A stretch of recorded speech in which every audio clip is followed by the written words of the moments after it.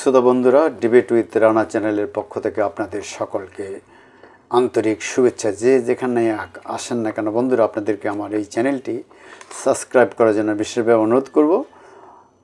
প্রায় 16 বছরের আওয়ামী দুঃশাসনে বিরোধী রাজনৈতিক নেতাকর্মীর পাশাপাশি ভিন্ন মতের এমনকি সাধারণ মানুষের উপর যে কি দমন পীড়ন, নির্যাতন, জেল জুলুম, ক্রসফায়ার হয়েছে তা ইতিহাসে বিরল। জঙ্গির নাটক সাজিয়ে বহু মানুষকে হত্যা করা হয়েছে, আয়নাগর বানিয়ে নির্মম নির্যাতন করা হয়েছে। প্রকাশ্য সভা সমাবেশের উপর ছিল অলিখিত বাধা নিষেধ, ফলে তাদের পাকড়াও করা হতো। ঘরোয়া বৈঠকও করা যেত না। গোপন বৈঠক ষড়যন্ত্র আখ্যা দিয়ে ধরে নিয়ে কাউকে জেলে, অন্যদের গোপন স্থানে অবৈধভাবে আটকে রেখে একটু দাড়ি গোঁফ গজালে বলা হতো এরা জঙ্গি, উগ্রবাদী, এদের কাছে জিহাদি বই পাওয়া গেছে। এরপর আর যায় কোথায়? হত্যা, নির্যাতন, মামলা, জেল, কতভাবে নির্যাতন করতে, এভাবে কত মায়ের বুক খালি করা হয়েছে আওয়ামী আমলে, তার সঠিক হিসাব হয়তো কোনো দিনই পাওয়া যাবে না। আরেকটা বিষয় ছিল যে আলেম ওলামাদের ওয়াজ করতে দেওয়া হতো না, বাধা দেওয়া হতো। কে বাধা দিত? থানার পুলিশ, দারোগা, চেয়ারম্যান, মেম্বার, আওয়ামী গুন্ডা পান্ডা, এরা বাধা দিত। অর্থাৎ কোরআনের সঠিক যে ব্যাখ্যা করার, যেটা জালিমদের বিরুদ্ধে যায়, সেই কথা বললেই তারা বাধা হয়ে উঠত, কারণ শেখ হাসিনাকে তারা জালিমই মনে করত।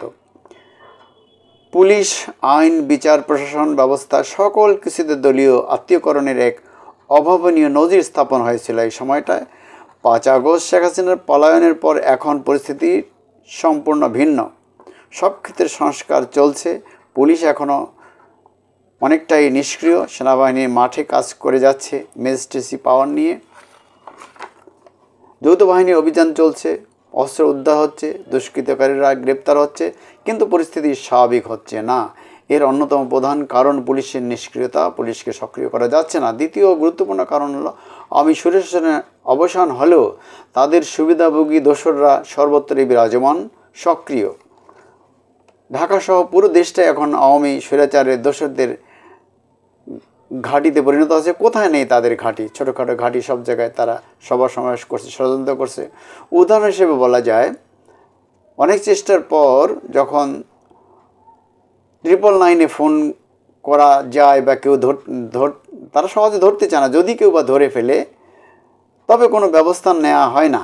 বলা হয় থানার সাথে যোগাযোগ করুন, অর্থাৎ থানার উপর থানা দেখিয়ে দেওয়া হয়।